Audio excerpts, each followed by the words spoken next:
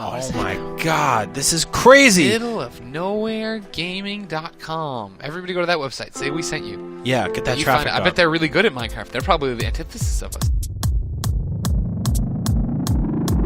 This is the Middle of Nowhere Gaming Podcast.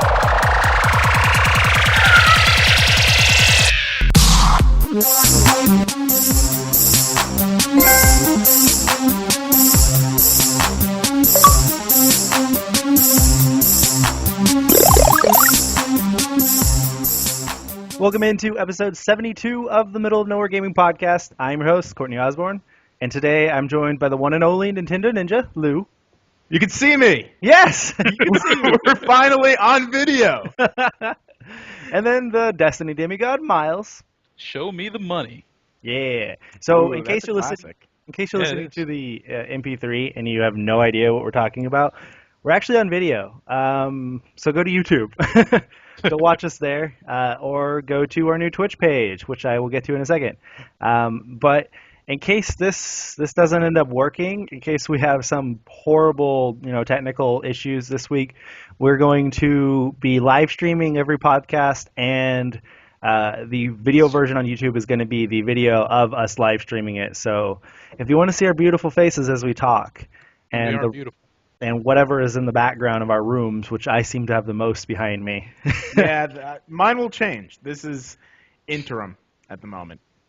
Yeah, you said you're rearranging your room? I'm rearranging my room to make it more studio-esque. Right now, I'm recording from my kitchen. Ah, okay. Oh, Which is why this is a table, not a desk. Ah, okay. No gaming stuff behind me, no gaming shirt. Courtney's really just beating me out on all this. Yeah, well, that was a last second decision to angle the camera so you could see all my games, all my PlayStation games, basically. It's like a lot of PlayStation compared to everything else. I was gonna have the camera in front of me, but I don't know. I don't really care for it to be looking me right in the face. I think that would be a little bit awkward, and I'd rather have it to the side. I don't know, is this awkward? No, is it awkward to you? No, it's awkward to not you. really. No, and you guys also don't have to have your cameras up on the screen, so you don't have to see yourself. You could technically minimize yours, and it still worked just fine. I have to have mine up because I'm live streaming it, so I can see us the entire time. But anyways, so as I was saying, we do have a new a Twitch, and it is twitch.tv/MONG Plays. We started it last Thursday, and the idea is that since we have 30 different writers and a few community managers, we could have somebody live streaming on that channel just about every day. And, once we all start getting into it, hopefully several hours every day. So if you want to see consistent games being streamed, if you want to see all kinds of games being streamed, then definitely go to our Twitch, MONG Plays, and follow us so you can see that. Because we've only had it up there for four or 5 days now, and we've had almost 24 hours streamed. We've had probably 10 different games streamed now at this point, and have plans of more consistent streams. So, I have a question, though. I'm trying to follow this right now on twitch.tv/MONG Plays, but I don't see any video footage. you don't see any video footage. Are you on the profile, not the channel, or did we lose the stream? I'm not sure. Yeah, we lost the stream. So that's fine, but we're going back up live now. Yeah, I don't know what. I don't know. That's why all the comments stopped. Yeah, it could be. I don't know why it shut down there, but hopefully, like I said, we may have technical issues for a while. We must have hit the ban hammer a little too hard. Yeah, they didn't like that. Here, I will. There they are. I will have it pulled up a little bit more. Now I can see if we're actually live streaming or if it shuts it down again randomly. Who knows why that happened? But yeah, so go ahead and go to our Twitch channel and follow it if you're interested in seeing us play games all the time.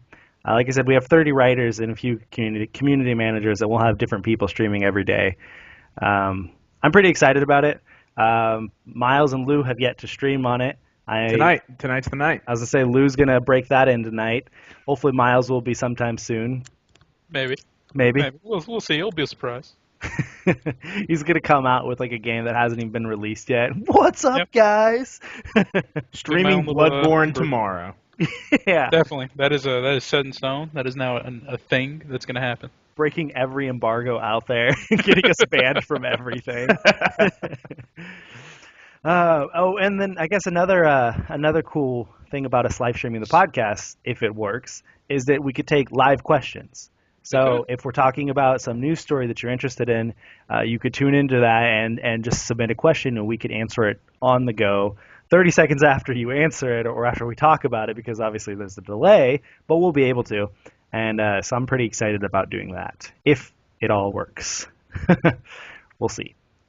And then another thing to mention before moving on is that we have a spoiler cast for The Order 1886 coming out probably later in the week. We haven't recorded it yet, but have plans to tomorrow night or the next night. We were making sure enough of our team finished the game before we recorded it, because we didn't want to just have 1 or 2 people on there, and not just myself. Yeah, exactly. The sauce is real. So, anything worth mentioning before we move on? Nothing on my end. Luke? In case you guys see me disappear, I got a timer set for an hour. I have class at 5:30 Eastern. So if you see me run out of here, that's why. Just sprint the other way. Exactly. I'm just going to grab my amiibos and run towards the door because they come with me. Yeah, I just want to ask you guys, what is everyone playing? You asked me that at the worst times, in between reviews and stuff. I just finished The Order, so there's that. And I started Assassin's Creed Rogue, and I plan to continue playing that, but other than that, that's about it. Nice. I'm just playing whatever happens to be in my system, so I don't have to get up and change discs. So I think it's Destiny at the moment. That's always a perk. I really do need to get more digital games. Yeah. There's one reason I'm really thankful for PlayStation Plus. They provide me with so many free games that I never have a shortage. I've been playing Rogue Legacy a little bit here and there. I feel really bad, though, sometimes. I just feel like I have an onslaught of games I've never gotten to. Of really good games, too. Yep. Well, let's be honest, they're free, so it's you can't blame yourself for taking free things and then not being able to play them. I feel wasteful. That's what I feel like. Right. I finished Dragon Age, finally. Nice. You finished it, the story. I finished the story. I'm nowhere near finished with the game. I have to do my Scott playthrough, as I've told you guys. Scott being my evil/dick character who just does everything bad. I can't wait to do multiplayer. Why is he named Scott? Because I feel like there's some people who are feeling alienated right now because they're also named Scott. Because all Scots are dicks. No, the reason why is because South Park did an episode with where they went to Canada, and the evil villain there was just named Scott, and he was a dick, and that's all they said about him. So every time I play an RPG where I could go back in there and redo the whole world events, I do it with an evil playthrough with Scott. There we go. He's also now Canadian, we have a full story. if I get the ability. I hadn't thought about this until just now, but since we are going to be on camera for our podcast now, they'll be able to see, just about everything we do during our recordings. So I wanted to point out that I have ADHD like no other, and so I'll be fidgeting and I'll be moving around and I'll be reading stuff. I'll be on my laptop. Like I do all kinds of things all at the same time because I can't stay focused on one thing. I can't sit still ever. Right. So if you see me just bouncing around, that's why. I mean, I'll be honest. I'll probably start get into a groove every now and then. You want to dance? Dance it out? Yeah. So, Lou, what's up? You not dancing with us? Oh, I didn't know everyone was. I just thought Miles was dancing because I only see one person on the screen at a time. Oh, okay, that's what you. Okay. But I'm gonna try and stay and look at the audience, make direct eye contact, and establish my dominance. See, I'd have to look over to the side and be like, oh. Hello. Oh, that's what I'm doing for my notes. All right. You ready to start off with the news from nowhere? The news from nowhere. All right, so starting off with number 1 of 12 stories.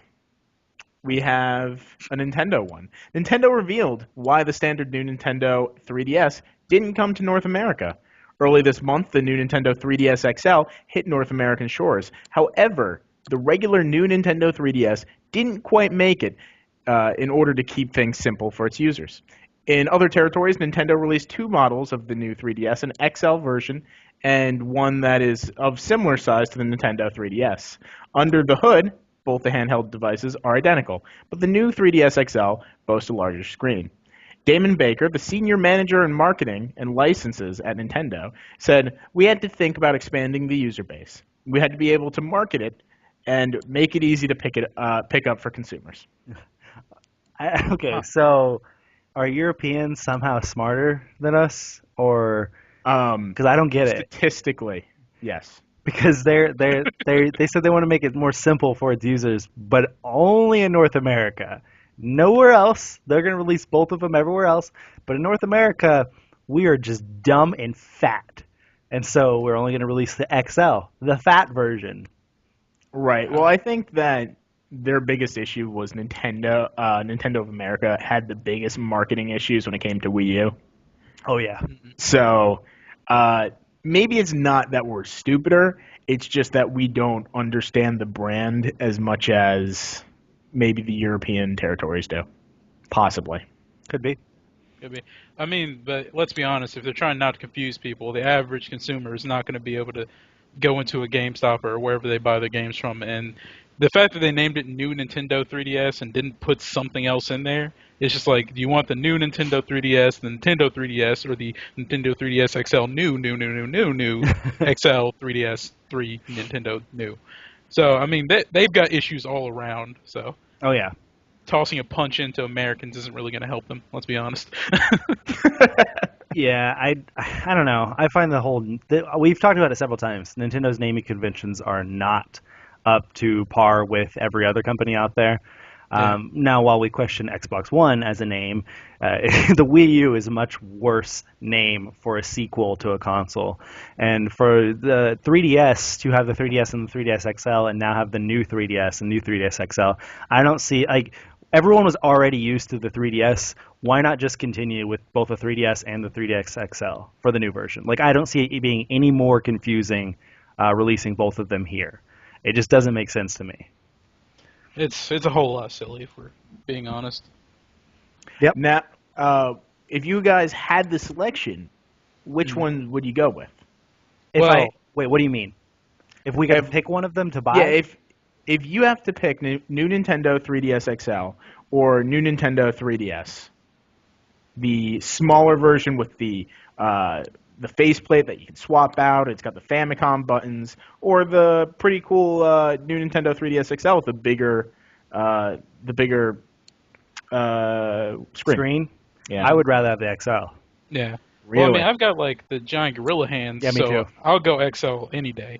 Yep. But That night, my eyes are getting regressively worse, or progressively, whichever way you want to call it, gaming my entire life, and so it's becoming harder and harder to read small text and little games and stuff like that, and I've heard nothing but bad things about Super Smash Bros. On the original 3DS, and that it's way better on 3DS XL, and so, like, games like that, and any other game for that matter, I would much rather have a bigger screen than a small screen. I don't care if it's bulky. I don't care if I can't put it in my pocket. I don't care about any of that stuff. Like, I would rather be able to fucking see my game I'm playing. That's all there is to it for me. Totally. what about you, Lou? I'm the weird guy. I was the person who owned the PSP Go. So You are weird. Yeah. I prefer the small compact one, if I'm being completely honest. If it's a handheld thing, I don't mind playing it out there on my, at my law school, or playing it on my commute. That doesn't really worry me. So I would honestly just prefer to have the small one with the customizable faceplates. That's pretty sick. Yeah, the customizable faceplates is pretty cool. Oh, All right. number 2. Number 2. World of Tanks is coming to Xbox One later this year. Wargaming has announced that their free-to-play tank combat game, World of Tanks, will be available on Xbox One sometime later this year. Players will be able to carry over all their progress if they decide to upgrade from the Xbox 360 version when the newest edition makes its debut. A dedicated server for the game will also allow for cross-platform play between Xbox One and Xbox 360 versions, which was designed for players who have not had the chance to upgrade yet. World of Tanks is currently available for download on Xbox 360 for all Xbox Live Gold members. Are you excited, Lou? World of Tanks coming to Xbox One.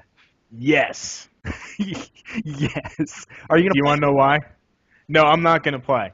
But Audrey, of course, my girlfriend, staff member. Her dad, obsessed with World of Tanks. Hasn't really played a video game since, I think, PlayStation 2, but obsessed with World of Tanks. Really? So this means it's another game he's going to be obsessed with. Yeah. I don't know. Nice. I remember when it was announced, and it looked kind of cool, but I don't know. I'm just not a tank guy, I guess. I mean, is it literally just a game where it's like mass multiplayer kill tank shoot game?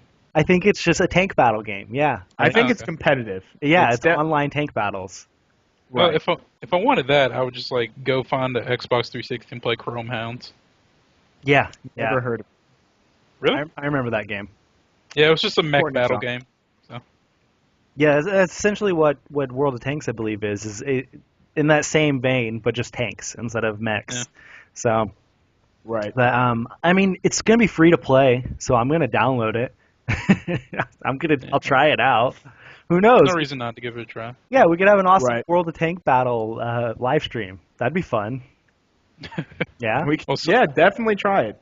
Though you guys wouldn't try Warframe with me. That kind of offended me. I played Warframe excuse me? on release week, so shut the hell up.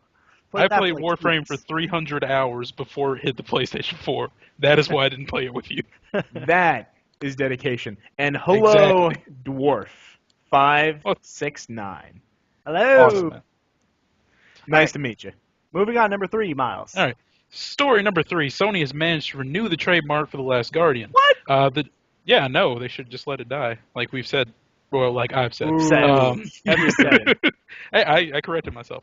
The demise of Last Guardian due to a failure to renew the trademark has been completely undone. After a short petition to get the trademark back to active status, Sony and the United States Patent and Trademark Office came together to give life to this IP once more. Excuse me. It's once more because this is the second time that this failure to renew has occurred, and I guess hopefully it won't happen again because it gets me so excited every time. I'm like, oh, it's finally dead, and then they're like, no, we renewed it. I'm like, Ah. Oh my Yeah. god. I'm excited to know that they renewed it. You know, I was really, really hopeful that it was going to get renamed. Like that was my big theory about why they let it go. And so this kind of like shuts that theory down. It's like, no, it's still going to be The Last Guardian. But yeah. Nope, they just literally forgot to renew it. Lou? We did a lot of talking about Last Guardian last week. I would be very excited if it came out, but at this point we've had more meta discussion about Long Guardian than will be actual gameplay in The Last Guardian. Yeah. So it's already provided us hours upon hours of entertainment for free. That's true. Yeah. Well, I mean, I guess at E3 they're gonna have to say something about it. At this point, what do you guys think? Yeah. Something? We said that last time. There was Did we? a story where it had been canceled, Yeah. and they Yeah. still didn't say something. I believe one of my predictions was that it was going to be re-revealed at E3. That was how they were going to either kick off the conference or end the conference. With the new name? Yep. No. I just re-revealed trailer and saying on PS4 with a release date, I believe. Right. We'll see how that works out. Yeah. I had a long shot too. Mine is I'm still trying to remember all of mine. Mine was a Metroid reveal. Oh guess- yeah. Okay. I guess Yeah, it's about- Fallout is a slam dunk. I totally won that one. Not yet. yeah, we'll see. We'll see. Not yet. Yeah. So I guess moving on. Yeah. Go ahead. Moving Any on. Last comments. Last comments for The Last Guardian. No. Okay. So Atlas has released a new trailer for Shin Megami Tensei Devil Survivor 2, Record Breaker. There's a lot of colons in there. That reveals a bit of story as well as a release date. Shin Megami Tensei will be released on May 5th for Nintendo 3DS. I have never played a Shin Megami game at all. Like, the only game I've played in the same vein is Persona 4 Golden, and that was only a little bit of that. I've yet to finish that. Right. So I'm not a fan of the series, although I've heard really good things about them. I've just never given them a chance. Of course. It's a really enjoyable series, but like I'm a sucker for collecting monsters and customizing them, and Yeah. I guess I'm not gonna say that. But yeah, it's a really fun series. Some of it's kind of zany, but then again, it's a JRPG. So what do you expect, right? And I'd be really happy if they would bring these back to PlayStation because, like, there was Digital Devil Saga and oh god, I feel like there was another one that I've just completely forgotten. But Digital Devil Saga came out on the PS2, and that was really amazing. And that was at a point where it was too much money for me to buy, so I could never play it. And now they're just like not releasing them on the consoles that I have. So it's like, come on, Atlas, why do you hate me? Stop stabbing me. Didn't Atlas just have a sale for some of their older games? Oh, Yep. yes, I'm sure they did. Oh god, Yeah. quality of Lou's mic just cut out. He sounded like a robot. Test. You're good. You're good. All right. All right, Miles, go ahead and continue. Okay.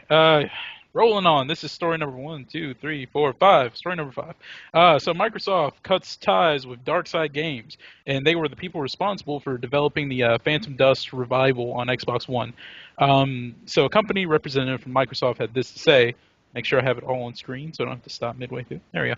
All right, Microsoft partnered with Darkside Game Studios in the development of Phantom Dust, but our working relationship has now ended. We have great respect for their studio and their work in the industry. While we do not have anything new to share on Phantom Dust at this time, we can confirm that development of this title still continues. We look forward to sharing more details on the game as we get closer to the release. And Phantom Dust was announced at last year's E3 conference, and it was quite the surprise. It's like a cult classic that isn't a cult classic. Like, not many people know about it, I guess. And not much has been mentioned about the title, save for being like I said, reimagining and not a strictly sequel or a remake. So, Go ahead.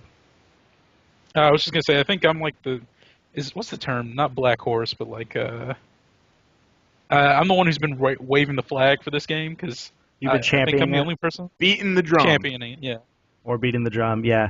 I'll take that. Either one. Microsoft's E3 conference last year, I felt that Phantom Dust was one of their high points from that conference. That was one of those It games. sold me. Yeah, exactly. That was one of those games where I was like, I know nothing about this, and it looks awesome, and very few games are able to do that. And so when I first read the headlines about Phantom Dust's developer being shut down, I was like, oh no, oh crap. But to hear that the Microsoft is still working on it is interesting in that they think that the title is good enough that they can continue. They just didn't like what the developer is doing with it. So that's strange. I would love to know what they don't like about it, what they don't like about the developer, where their philosophy is different or whatever. But I'm still really, really looking forward to it, and hopefully it ends up being a really good game. Right. Definitely. Yeah, I'm very excited. Yeah, that's literally everything I have to say. I'm very excited. This is one of the games that sold me. But what about the closing of the company? You have nothing to say about that and how Microsoft is going to continue development? Like, is it going to Microsoft has made some really bad games, and they haven't closed those studios. So I can only imagine how bad this was going to be. Yeah. Yeah, I mean, after playing the original, I just loved it and wish I had played it more, honestly. But that Phantom Dust is the only thing that is getting me to buy Xbox One right now. It's not the only game I want to play on Xbox, but it's the one that, the other games are just kind of not hitting the mark. But then Phantom Dust, I toss it on top of the pile, and it's just yeah, I got to get that. I have to get that. So I know when they originally announced that Darkside was closing, I was just like, no. Well, now I guess I don't have to spend, was it $350 or $400 now on an Xbox One? But $350 if that continues. Yeah, hopefully. I mean, by the time it comes out, it might be $250. I'll be like, yeah, I'll definitely get it now. But yeah, a lot of people have been wondering if the title's doomed now. And it's no, Microsoft said they're going to handle it, so I'm going to leave it in their capable hands, I guess. Yeah. Lou, you should pay more attention to the podcast than the chat. Sorry about that. Every time we go to you, you're like, yeah. We can see when you're not paying attention now. We can actually see that. At least I'm doing stuff related to the podcast. I'm keeping people entertained. Oh, yeah. I did say I was going to give Dwarf a shout-out. And that's totally fine. Yeah, we can talk to the comments in the Twitch chat and all that and respond to questions and things like that. It's just let's focus on getting the news out there. If you guys want us If you guys want us to address you and you want to ask a question about one of the games or the news stories we're talking about, feel absolutely free to ask us a question, and we can answer questions. We could talk about topics that have to do with those stories specifically. But if you ask something that's off topic, like about the Order when we're talking about Phantom Dusk, we're not going to address that. At least not right away. Yeah, not right now. And if it gets buried in the chat, we'll probably never get to it. You need to ask something relevant to what we're currently talking about, and we will talk about it. Since we're doing this live, I feel like when we get down to the question section, unless we have like 50, we should probably just do like a little Q&A area. Yeah, that's what I was thinking too. The question section can now be opened up a little bit more. Sounds good. But I'm putting time out until question section. Lou. Sounds good. Question story number 6. Story number 6. Axiom Verge is set to launch in March on PlayStation 4. Tom Happ has released new information about Axiom Verge, including a release date. Today, or I guess yesterday, on the PlayStation blog, Tom Happ confirmed a March 31st release day for Axiom Verge. The release date only applies to PlayStation 4 version of the game. The PlayStation Vita version is still being developed and will release soon. Releasing the PS4 version first was not the original plan. The quote is, "When Sony asked me when I wanted to release Axiom Verge, I had a tough decision to make. Should I hold the PlayStation 4 version so I can launch it simultaneously with the Vita version, or should I just launch the PS4 version now? After hearing from so many people who are eagerly looking forward to playing it, I decided just to launch the PS4 version first, but people who are mostly interested in the Vita version should not worry. It's definitely coming, and it's definitely going to be cross-buy. So if you buy it on PS4, it'll be ready for download on your Vita as soon as it launches there." Along with the release date, Tom Happ talked about several weapon abilities that will be available in the game.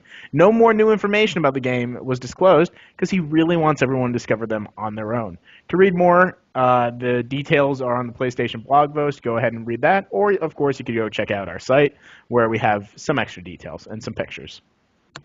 No, that's actually really cool. Not a whole lot of developers do something like that, you know? Like, the PS4 version's ready, so let's release it. Who cares, you know? We'll wait and get the other ones ready when the time comes. That's really interesting that he decided to do that.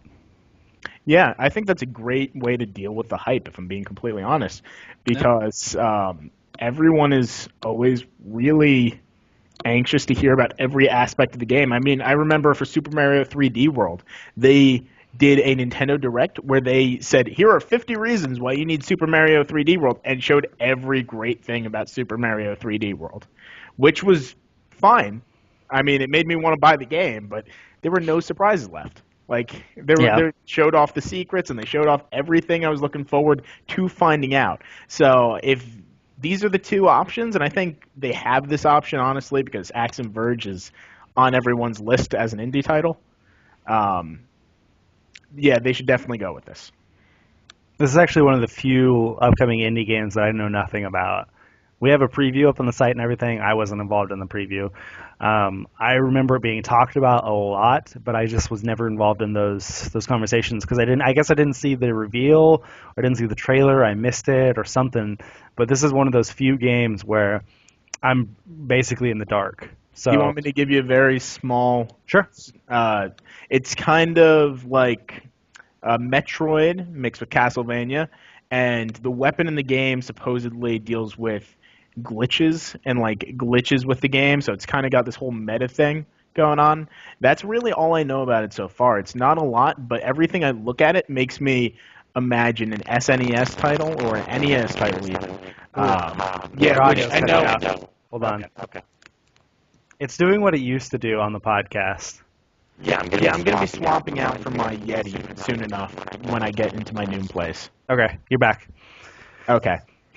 Anyways, but yeah, I think personally you'd probably really enjoy it, based off the description. We'll see if everything is as good as it says it is, but Dan Edelman is working with it, so I can imagine that's fantastic. Is it Edelman or Adelman? Edelman. I don't know.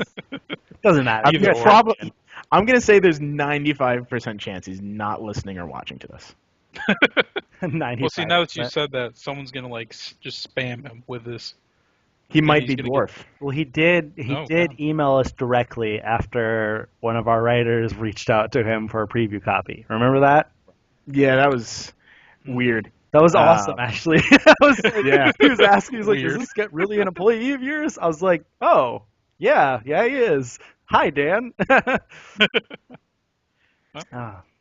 I mean, everyone always loves Metroidvania games, so I guess adding one more to the repertoire of the gaming library as a whole is not a bad thing. So Yeah. Right. Moving on. And- Moving on. Sure, we can.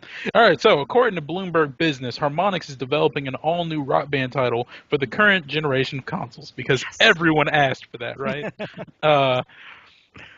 Rock Band was one of the last major franchises in the once booming rhythm genre. So, that's the games you play music on and stuff. But it's been dominant for a while. The last mainline games in the series were 2010's Rock Band, and that was followed only by the downloadable spin-off Rock Band Blitz. I did not even know that was a thing. I didn't either. In 2012, which was played with a controller and didn't require any external accessories. So, the news follows a recent survey conducted by Harmonix to gauge fan interest in the series. No further information on the new Rock Band has been made available at this time. Yeah. Eh. I played the crap out of Rock Band and Guitar Hero on Xbox 360 back in high school, and it was so much fun to have all my friends over and basically party, everybody drinking underage and playing Rock Band. It was so much fun to do, and I don't really know that I want a Rock Band anymore, but it's just because I don't have friends over all the time anymore. Rock Band's not the kind of game that I want to play by myself. It's not the game that I want to come home every day and just jam out. But I'm also not musically I don't know. Inclined. Music's just not. Yeah, it's not a part of my everyday life. I listen to sports radio and I listen to gaming podcasts. So Right. I don't know. I could see maybe other people would, but I would need friends to play Rock Band every day. I'm super excited. Incredibly excited. But you have friends over and play games with. No, I don't. I live in Long Island, and I don't have anyone to play here with me. Maybe on the weekends. I go back home, and I have a small gaming crew. You talked about Smash Bros. And Mario Kart and all these other games with your friends, and I was like, I haven't played that with anybody, together. Right. I don't know. I used to love playing Rock Band, and I think that it was a great way of opening me up to new music that I previously hadn't heard of. Yeah. I mean, albeit it's crazy now for me to think that I've never listened to Wolf Mother or listened to Behind Blue Eyes or something, classic rock. Mm-hmm. I really enjoyed those games, and I've been meaning to try out Rocksmith, but I just can't, see myself going out and buying an actual guitar to play a video game. So this is a good place for me to be in the middle. I don't know if I want it as much as maybe a DDR game, because I was nuts about that. You But want DDR. I loved that, and it was great exercise for me. But I totally agree with Coral Reef Keefe when he said that Rock Band would be cool for next gen. It would be cool. It would be cool. I can't see you holding a guitar. What do you play when you play Rock Band? Are you a singer? Are you the guitar? Are you the drums? What are you? I tried drums. I'm not good at drums. I can't. It just doesn't work out in my head. I can't do the foot pedal. I give the foot pedal to someone else to do. Yeah, I used to do. I used to do guitar. I am a singer in my spare time, or I used to be at least. I used to do a lot of chorus stuff. Nice. But I can't do rock singing. And I realize how bad my voice actually is when I do that, so I stay away from that. So normally I do either bass or guitar, which is still on the guitar instrument. Yeah, I always played the lead guitar on Rock Band, and the only song I would ever sing was Damn It by Blink-182. Because I knew that song, by heart, and so, I could just fucking rock out to that song. But, every other song, I was like, I don't know enough of the words, or my voice isn't nearly good enough for that, and so I would just give it off to anybody else, and just watch people drunkenly, horribly sing songs. Right.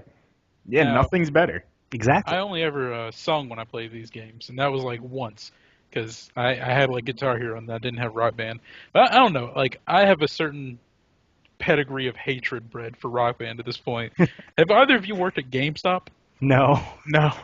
So I worked at GameStop around the time where this stuff was falling out of vogue, and everyone was trying to get rid of it, and like people would come in with like their like 5 guitars, their drum sets, and everything else, and they'd be like, hey, can I trade these in? It's like, they're like, I know I'll only get like $20 for all of it, but can I? It's like, no, we can't even take that, man. Then we'd have the angry people who would be like, I want you to take my trash, otherwise I'm going to throw things at you. I actually had drumsticks thrown at me. But, Jesus. yeah, so it's like that, and I'm reminded of it because downstairs in our coat closet that I go into every day, someone bought it's like a machine that hooks up to the Rock Band that has like a light show and mist that comes out of it. And I've never heard of that. Yeah, it's a thing. And I'm reminded of how much I hate that game every time I go to get my coat and I just look up and see that above me. That's hilarious. No, I don't have Thanks that for kind of the stuff. follow, Coral Reef Keith. I'm trying to keep an eye on who's following us now. We appreciate it. Very much so. Moving on. NISA, which is Nippon Ichi Software, right? Nippon. Ichi Software brought new about three. Brought about 3 new games in their press event over the weekend. In last night's press event, NIS America revealed that Disgaea 5, Alliance of Vengeance, Danganronpa, another episode, rebranded as Danganronpa, another episode, Ultra Despair Girls, and Rodea? I don't know. I'm going to go with Rodea, but... Or Roja, the Sky Soldier, will be coming to North America and Europe in Q3/Q4 of 2015.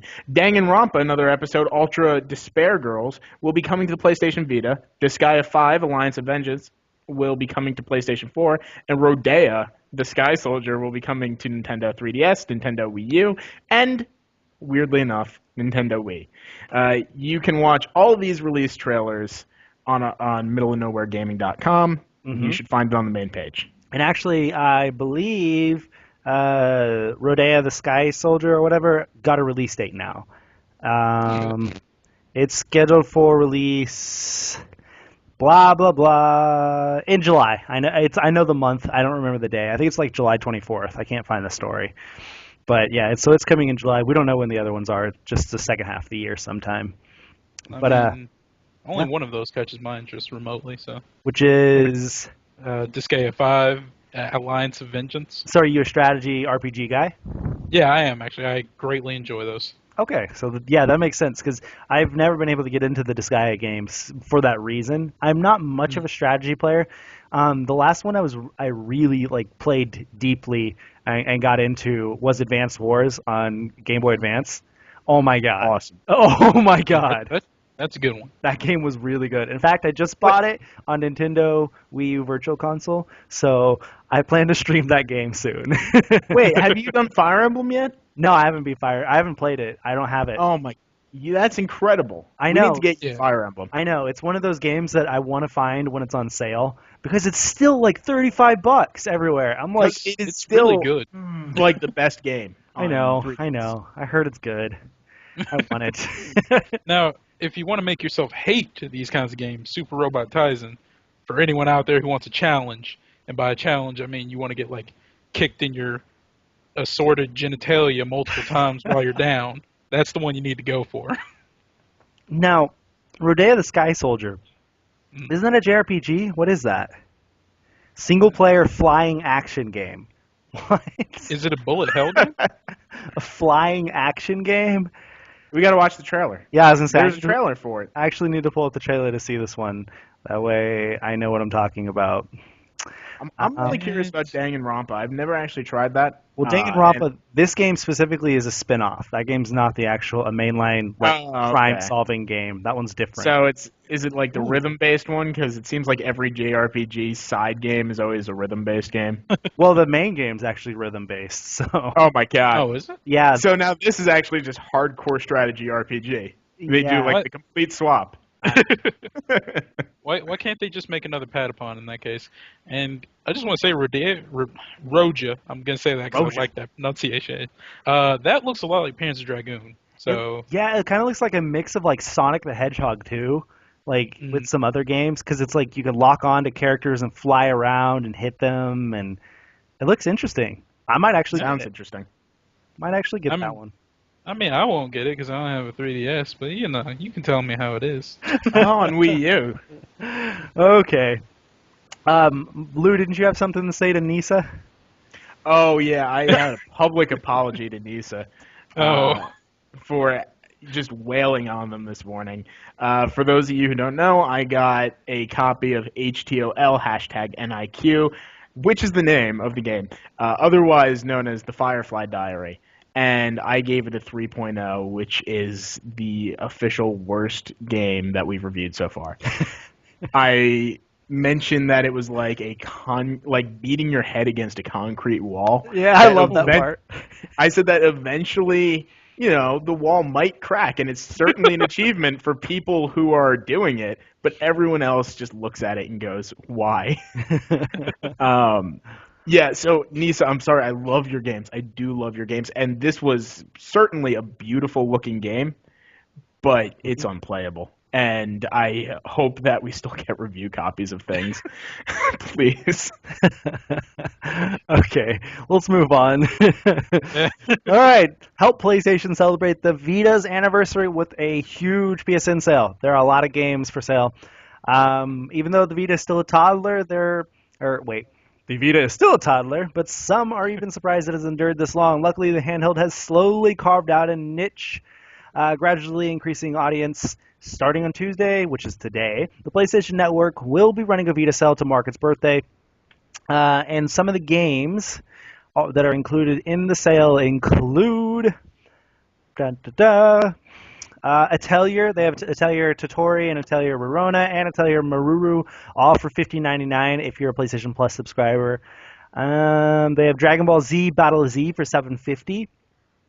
They have the Jack and Daxter collection for $8.10. Limbo for $3. Sword Art Online Hollow Fragment for $15.99. Tales of Hearts R for $19.99. Valhalla Knights 3 for $6. And God Eater Burst for $6. So Nice. there are more games than just that, but those are some of the highlights. I was expecting to see more of like the big name Vita games, like maybe Uncharted, you know? Why not include it on sale? You know, just put it on there for $9.99 or... Because realistically, everyone who has a PlayStation Vita has Uncharted. I know, but still, just include all of those, the big name games. Include the Danganronpa games. Include, like... Oh, I would buy Danganronpa in a heartbeat. Just include the major ones that people talk about. Freedom Wars. Why not discount that for the sale? It's one of the big Vita games in the past year. Right. That makes perfect sense, but I guess someone's not thinking. I was looking for, oh my god, what's the game called? I forgot what it's called. It's over. Well, okay. Soul Sacrifice. There we go. Soul Sacrifice. I was looking okay. for that. Now, Soul Sacrifice Delta, wasn't that the new one? Okay. Yeah, that's the one that has extra stuff that you can only get digitally, and it's still $15. So I was like, eh? So are you guys getting anything from this list? Nah. Probably not. Most of the games that I want off that list I already have. So. Yeah, that's the same with me. I've been pretty good with buying up Vita games that I want. Yep, exactly. Yeah. Same with me. Which is kind of why I was saying, you know, why not include all those other staple games? There are some games that could be included in there that I would be interested in getting at a discounted price, but I'm not going to go out and buy them for $30 because most games are still $20 or $30. Vita games don't get discounted, just like 3DS games. You don't find those for cheap. Right. Yeah. Speaking of which, I guess just Vita games. I'm starting up Persona 4 again. I hooked up my PlayStation TV. Mm-hmm. It's really. I changed my mind. I did a full 180. I love the PlayStation TV. Right? I finally used it for my PlayStation 4 because I don't want to annoy my non-video video game playing roommate. And I got the big TV in the living room, and he's watching Futurama, and I said, you know what, fuck it. I'm going to go over and play it in my room on my TV.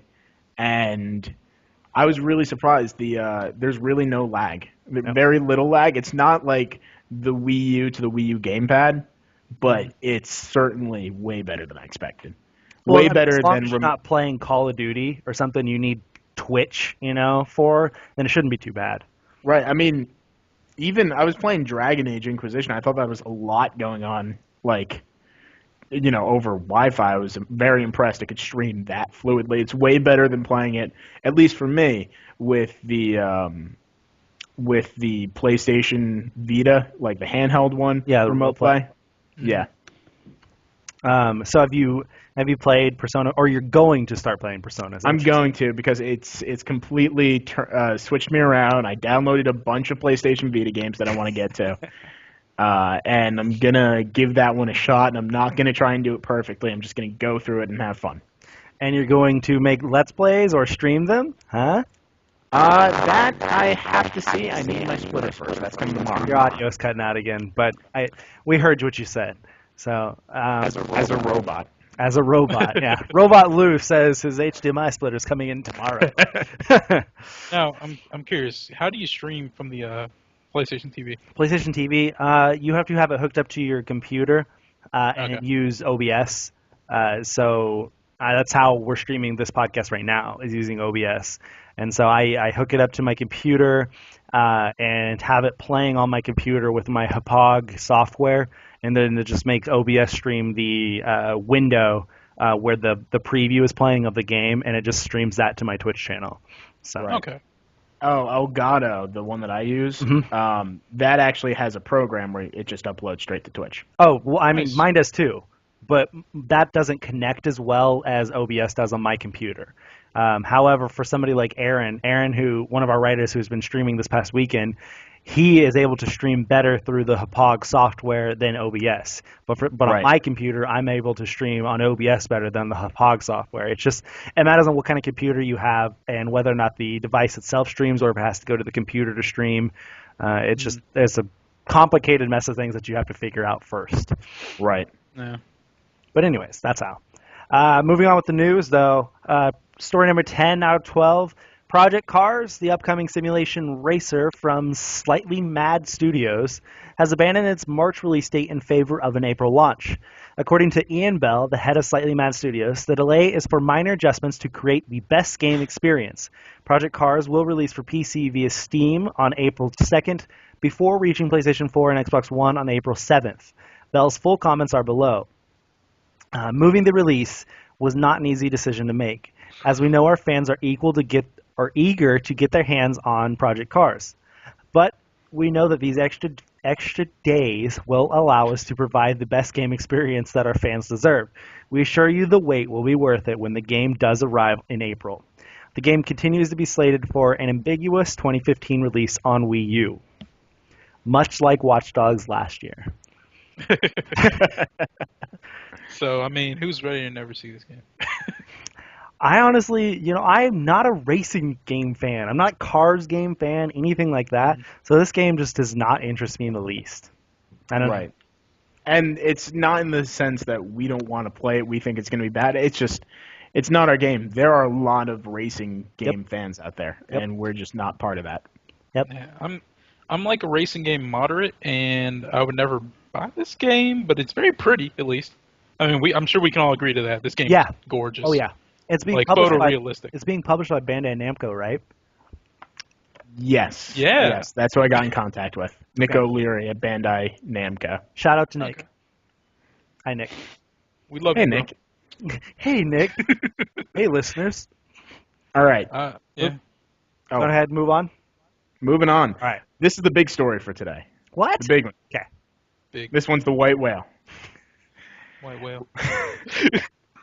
Rocksteady's upcoming game, Batman Arkham Knight, will be rated M for mature by the ESRB. What? I know. You just killed Miles. Oh. The white whale has destroyed Miles. Oh, my head. Rest in peace. Okay. However, according to Rocksteady's co-founder, Sefton Hill, the increased rating was unintentional. From our point of view, we've never wrote it or made it with a rating in mind. We never did that in the previous two games. We just felt that this is the story that I've really wanted to tell.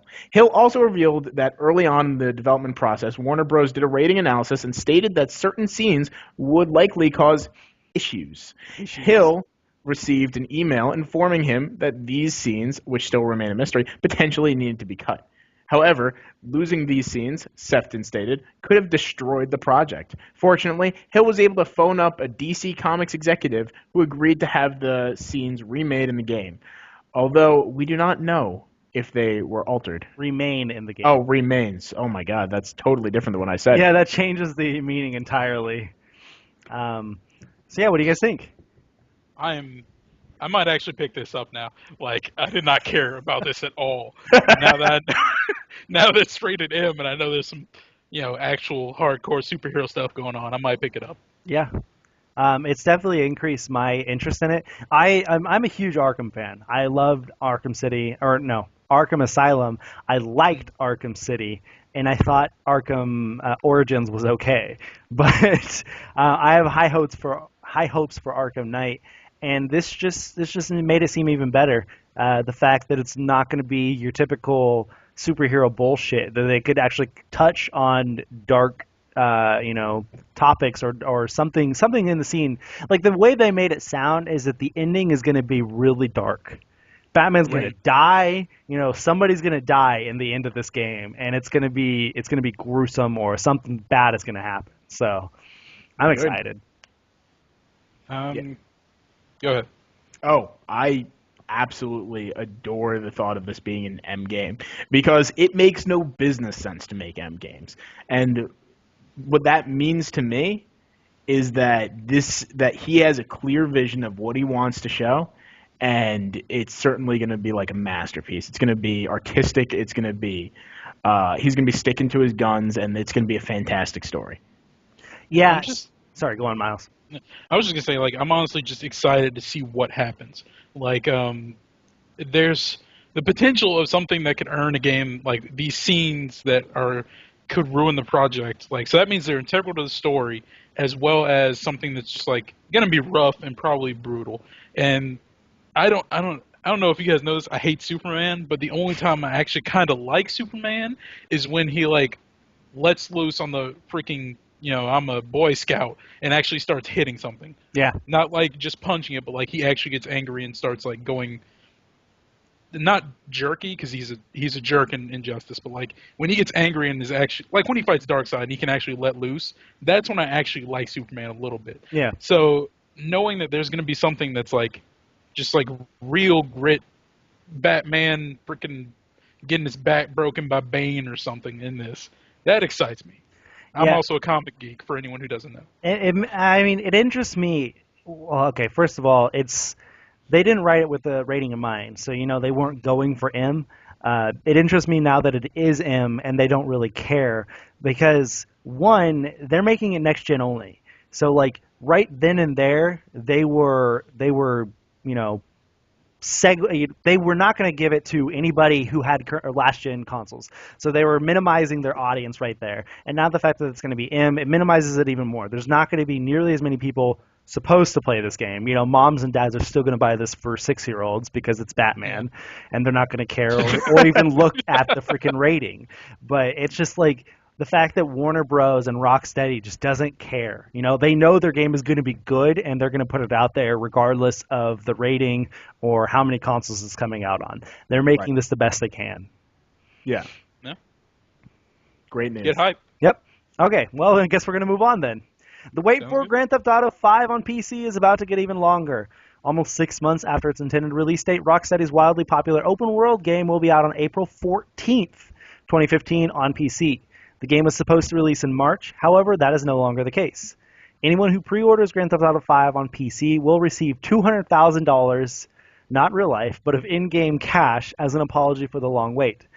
It isn't all bad news, though. The long-awaited GTA Online heists have finally been given a release date. Players can expect to play the cooperative missions on March 10th. Now, nice. Didn't they say something like the PC version will not come out before the heist comes out? Did they say that?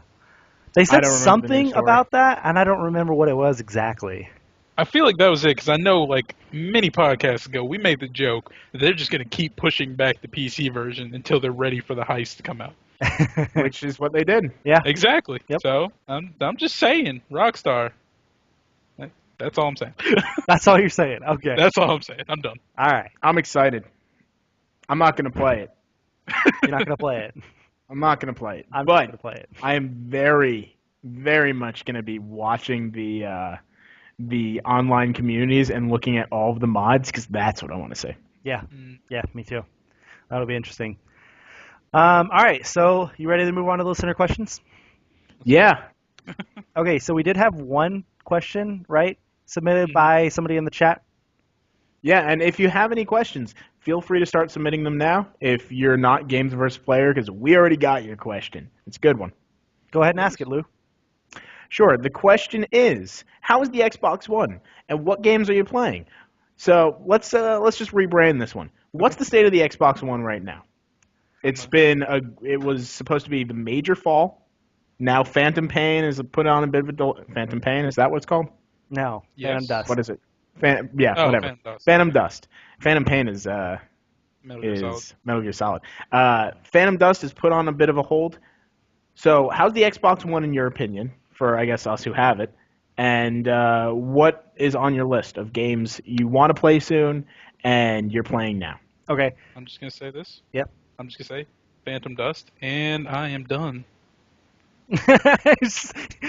Fades out of the camera. Yeah, my hype for Xbox One has been growing steadily over the past 6 or 7 months. Obviously, we had that huge podcast back in August, I believe, where Lou and I were both like, all right, we're finally getting Xbox Ones, or it may have been July. I don't even remember. I knew that we were both super excited all of a sudden to get an Xbox One because E3 and Gamescom and everything sold us. However, this past fall wasn't nearly as big as I had hoped. Like, it had Sunset Overdrive, which was awesome. It was so much fun.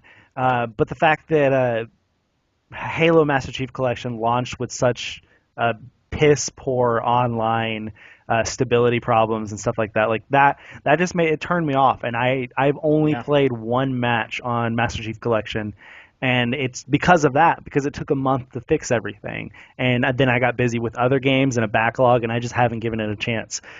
So I'm super excited going forward, this fall when Halo 5 launches, and hopefully a couple other really big exclusives, but as of right now I have no plans to consistently play Xbox One games. Right. I occasionally touch my Xbox One. Very occasionally. But I have a lot of faith in it. I just renewed my Xbox Gold subscription up for another year. Nice. And one of the things that made me do it was fucking iDarb. iDarb. Oh, my God. Right? You finally played it? That game is fantastic. It's so iDarb good. is my game right now, and come March, my game's going to be Ori and the Blind Forest. Oh, yeah. I forgot about that one. Not bad. Yeah, there's a lot of good exclusive indies coming out to Xbox One, and everyone makes fun of Indie Station 4, but Xbox One is a great indie scene growing, and I can't wait for some of the stuff. They have the people who made Limbo. Who are they? Playdead? Playdead, yeah. Playdead. Yeah, Playdead's coming out with their new Limbo-esque game. I forget the name of it off the top of my head. I totally got it just a second ago. Oh, man. Yeah, also, TGI Gaming. Quantum Break. Yes, I cannot wait. Yeah. Yeah, and The Division, of course. Nice question. But The Division's not an Xbox One exclusive. That's that was just a Game versus Player asking which one we prefer, Division or Rainbow Six Siege. Oh, okay. Answer to that. Yeah, I said Division because that's better. Right. So, okay.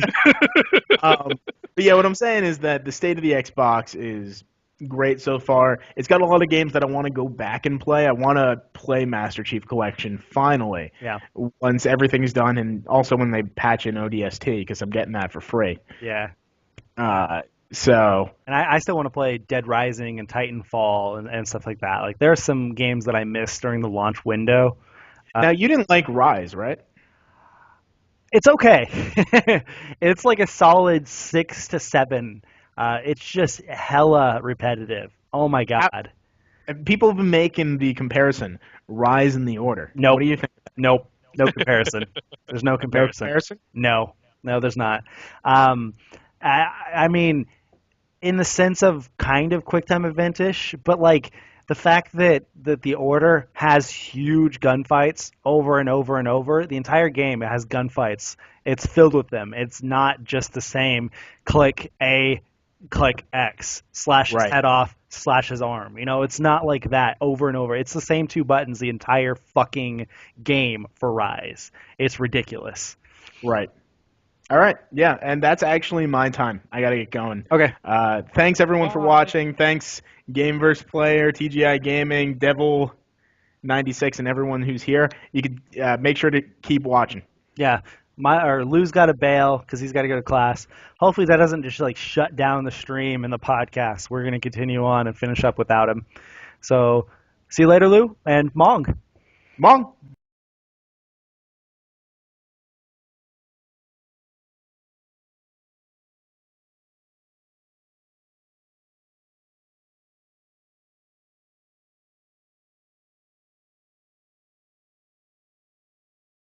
So Okay, so I'm gonna go ahead and preface this by saying I'm not a professional street or fighting game player. I'm not gonna be one that shows up at Evo or anything. yeah, So casual. So I'm not like the most experienced fighting game player. So don't judge me.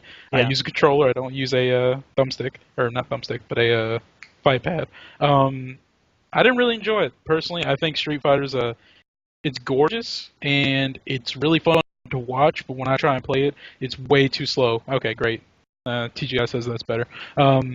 It's Street Fighter and Tekken. Tekken's fast enough for me, but just like Street Fighter itself is a little bit slow for my taste. Like, I understand that it's like one of the more competitive games, but I just can't get into it because however awful Marvel vs. Capcom is to watch normally, because it's just like Zero going crazy. It's faster, and that's what I need in a fighting game. I need my games to be fast. yeah. That's my opinion on that. Yeah, like I said, I'm not a fighting game fan, so I really don't have a comment on it. The last Street Fighter game I played was like on Sega Genesis or something. Like Sega it was in the 90s. So it's been quite a while since I played one of those games. All right, so you ready to move on to Tunde's question? Sounds good to me. Okay, Tunde asked, since a major anime video game is coming out this week, Dragon Ball Z Xenoverse, it got me thinking, what are your favorite anime-inspired video games? Tunde's are Dragon Ball Budokai 3 and Tales of Vesperia. The Tales series is very anime-inspired. I put hundreds of hours into these games, especially Budokai 3. It was one of the first games I 100% completed. So, Miles, Favorite. What are yours? Anime inspired. Yeah, that's actually kind of rough. I really do enjoy the Dragon Ball Z fighting games because I think they're really well put together. Even though I'm not really a fan of the series because, to be honest, the dialogue and story is kind of awful. But the gameplay is really good and anime inspired. That's such a broad term, and I don't really have like the best memory over games that I've played. So, yeah, Persona. Yeah. I mean, that's anime inspired. Pokemon. Yeah, mine is Tales, obviously. Yeah, Pokemon's a good one too. I am a huge Tales fan. Obviously, I've said that several times on our podcast. And so, while all the Tales games are games first, anime second.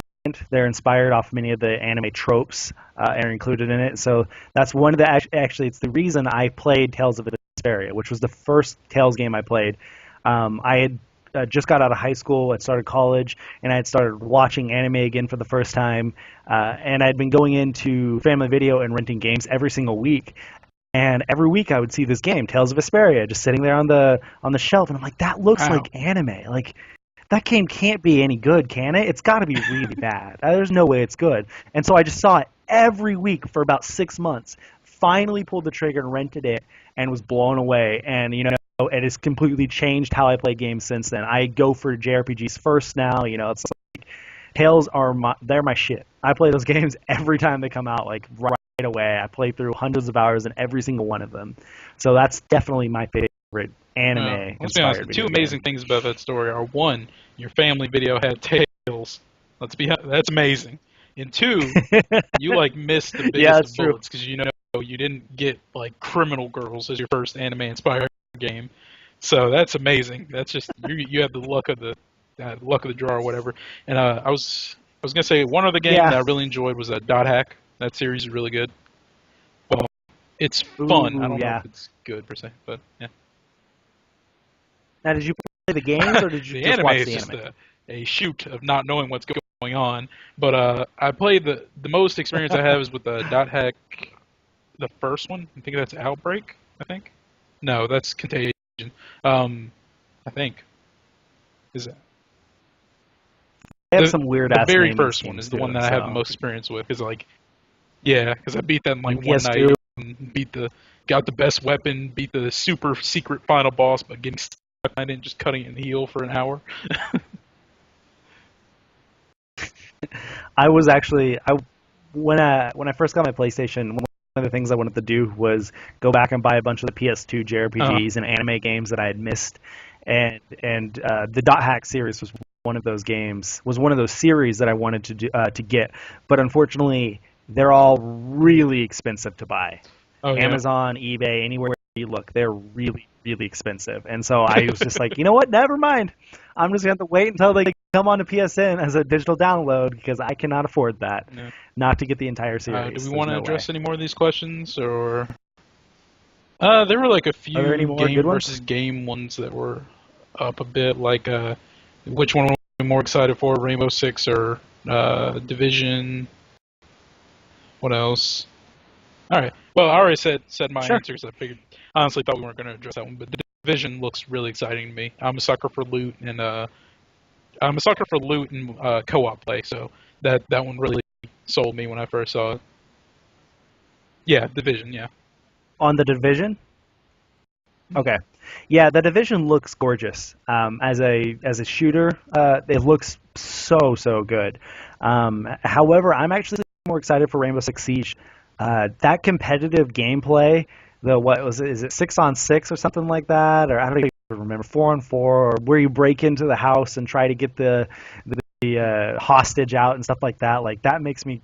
That just made me really excited. Watching the trailer, the initial trailer, where like they put the thing on the wall and blew a hole in the wall and just all busted in, and that just looks so I'm not cool. not I'm excited really for that, excited but to play that. I mean, that looked awesome. I would like to play that at least once or twice, at least.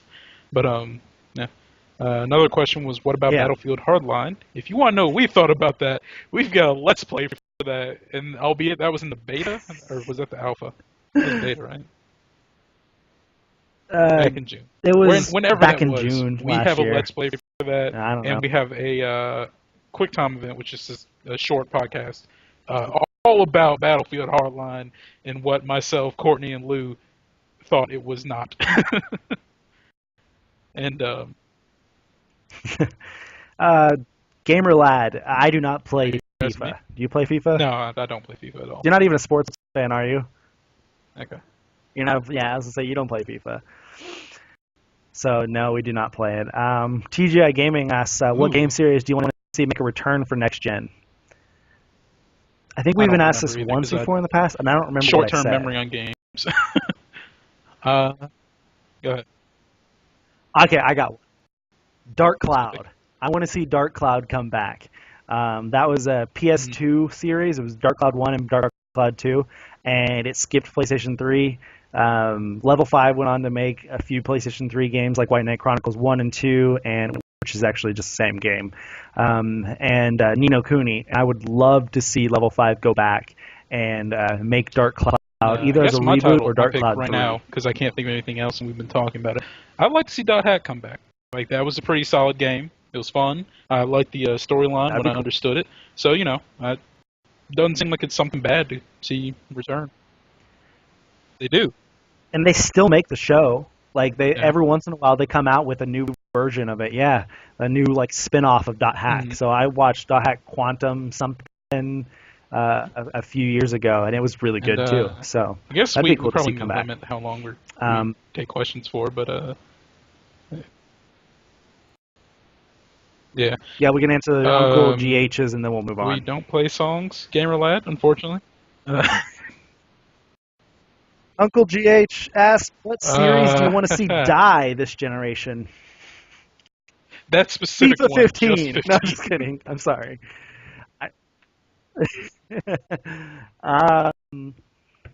You know, I wouldn't say die, but I would like to see sports games in general take a year off, go on a 2-year cycle. That's what I want to see. I am sick of having a Madden every year, an NBA every year, a FIFA every year. Like, that is just ridiculous. Why not just release it as a platform and update it on the next year? Update it with some new graphics, some new mechanics, the new rosters, all that stuff, but not release a brand new freaking sports game every single year. That is ridiculous. Yeah, the only series I've Call of like, Duty, touted same that I thing. want to see die are Call of Duty and God, what's that one? Assassin's Creed. But that's only because they come out like bi-yearly, so Yeah, that's why I want to see them at least take a year off at least. But they need to have a 2-year production cycle, or at least release cycle. Yeah. Just don't release it every year. You're burning everyone out. That's what it is. But all right, that'll wrap up our listener question section for this week's episode. Move on to the game releases this week before we wrap up the episode entirely. So on PlayStation 4 this week, we get to see the release of Dead or Alive 5 Final Round. And then my favorite this week, Dragon Ball Xenoverse, which I cannot wait to freaking play. I'm so excited. Then Resident Evil Revelations 2 Episode 1.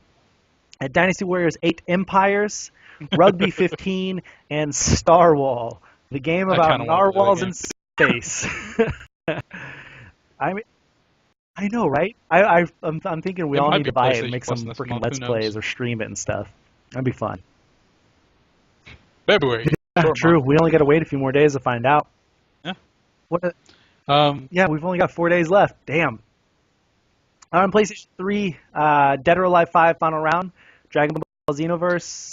Whatever was down there. Xenoverse was only next gen. It was in all 4 and PC. All right. Resident Evil Revelations 2 Episode 1, Dynasty Warriors 8, Star Wall, and Under Night in Birth X: late. And then on Vita, we've got HTOL, #NIQ, the Firefly Diary, which Lou had a review for, so go check that out. And then Hyper Devotion Noir, nothing Blackheart. for the Wii and stuff? Yep. Okay, so Wii and 3DS, I'm sorry, you guys are getting nothing this week. For Xbox One, you're looking at Dead or Alive 5, Final Round, Dragon Ball Xenoverse, Resident Evil Revelations 2, Episode 1, again, say that 5 times fast, Dynasty Warriors 8 Empires, Xbox 360, let's put a break in there, Xbox 360, you guys are also getting Dead or Alive 5, Final Round, Dragon Ball Xenoverse, and Resident Evil Revelations 2, Episode 1. Okay, and for PC, you're looking at Dragon Ball Xenoverse, Resident Evil Revelations 2, Episode 1, Dynasty Warriors 8 Empires, There Came an Echo, Homeworld Remastered, which has a lot of hype behind it, like a ridiculous amount of hype, and you're also looking at Isbara, The First Journey, sounds interesting, and Republic Remastered, and that was originally an iOS game, I believe. Yep. Yeah, Isbara, The First that's Journey one of the ones I kinda sounds wanna look biblical almost. Isbara, The First Journey. The First Journey. All right, anyways, that wraps up episode 72 of the Middle of Nowhere Gaming Podcast. Thank you to all the people who joined us in the stream, since this is our first time streaming the podcast. I know we had some technical difficulties this episode. Hopefully we'll have that all figured out soon. Hopefully we'll no longer have any problems. Again, for all of those who are listening to the MP3, if you want to go check out our YouTube, youtube.com/MONG Network, you'll find that where we'll have all of our podcasts up. And hopefully from this day going forward, every week we will have the full video of the podcast up there, not just a picture, a static image up there, but our full, beautiful faces. Whether or not we have our makeup on or if we're having a bad day, we'll be on camera and Miles will be dancing, doing some weird shit like he's doing now. So go check that out. Go to YouTube and find that. Subscribe to that if you like it. And then also be sure to check out our new YouTube channel, which is youtube.com/MongPlays. I think that's what its URL is. I don't even know, but you can look up Mong Plays. It's on there where we have all of our Let's Play videos and all of our live stream games. We're uploading the highlights of it. All of those are going onto that. And then subscribe or follow us, I guess, on our new Twitch channel, twitch.tv/MongPlays, where we will have all 30 of our writers and the few of our community managers streaming games as much as possible, so we have content going up all the time. And like I said, hopefully we'll be streaming all of our podcasts from this day forward as well. We record the MONG Podcast on Tuesdays, and we normally release it on Tuesday nights. Now that we're switching up how we're doing all this, it may take a little bit longer, so it may be out on Wednesday mornings. We'll see starting this week. And then if you have any comments, any advice, any tips, any questions you want us to read off on the MONG Podcast, all you have to do is email us at contact.mong@gmail.com. You can find us on Twitter at mong.com, all spelled out, .com. And you can find us on YouTube, again, MONG Network and MONG Plays. And then on Facebook, Tumblr, and Instagram by just searching for Middle of Nowhere Gaming. The website we write for is middleofnowheregaming.com, which is where you can find all the latest video game news, features, editorials, reviews, podcasts, all the good stuff. So unfortunately, our stream and our recording and everything messed up right as we were ending, like it did several times throughout the podcast. Hopefully this won't be the case going forward. Anyways, all that we missed at the end was our Twitter handles. So you could find me at Osborne_2009. You can find Lou at LouContality, and you can find Miles at Furious Milk. So good day and Mong.